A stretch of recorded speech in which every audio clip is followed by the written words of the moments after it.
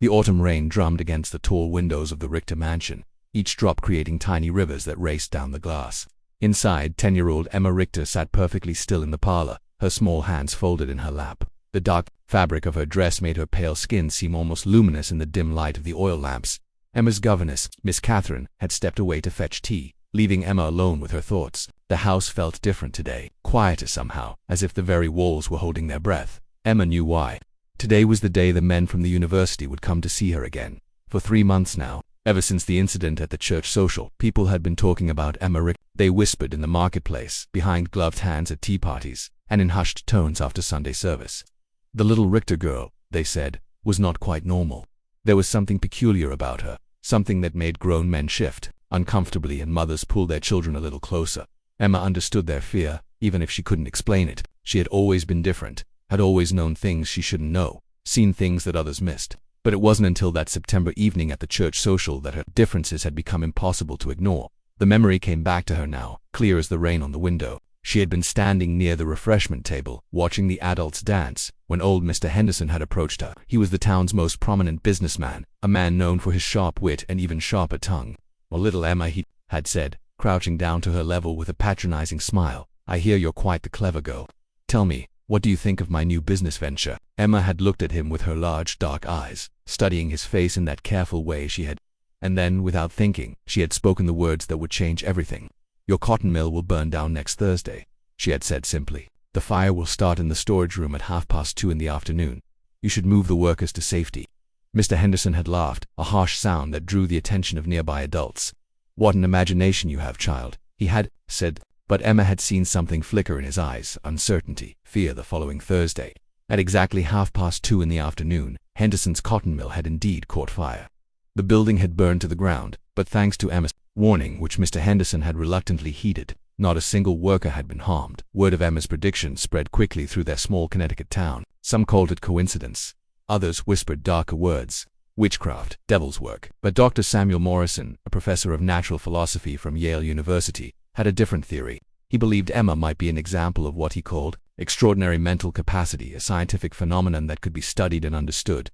Now, as Emma sat in the quiet parlor, she could hear the crunch of carriage wheels on the gravel drive. They had arrived. Dr. Morrison and his colleague, Dr. James Whitney, had come to conduct more of their tests. Miss Catherine returned with the tea service just as the front door chimed.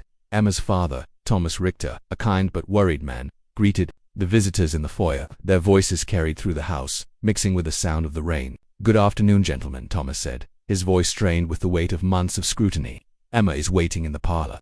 Emma straightened her posture as the men entered. Dr. Morrison was a tall, thin man with gentle eyes behind wire spectacles. Dr. Whitney was shorter and rounder, with an air of skepticism that followed him like a shadow. "Hello, Emma," Dr. Morrison said softly, settling into a chair across from her. "How are you feeling today?" "I am well, thank you," Emma replied, her voice barely above a whisper.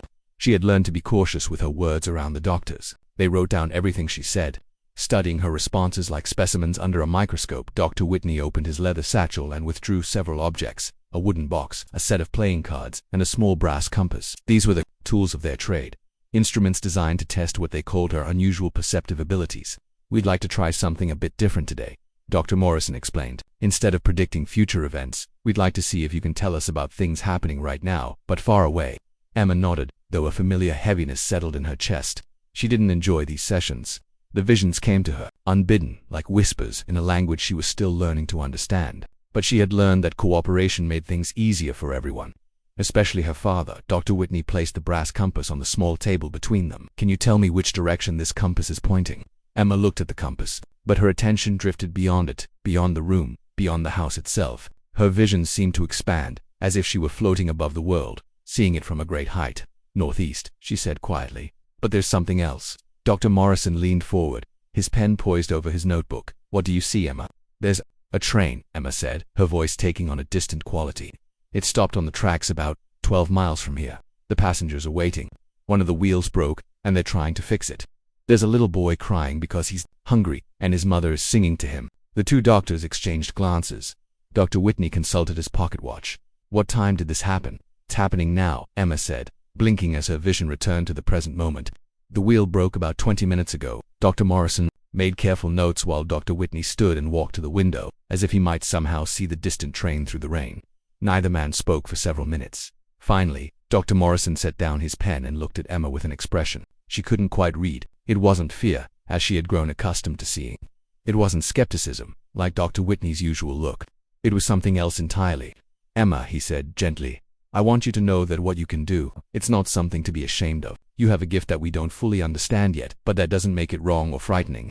Emma felt something loosen in her chest, a knot of worry she hadn't even realized she'd been carrying. "People are afraid of me," she whispered. "People are often afraid of things they don't understand," Dr. Morrison replied, "but understanding comes with time and patience. What you have, Emma, might help people someday.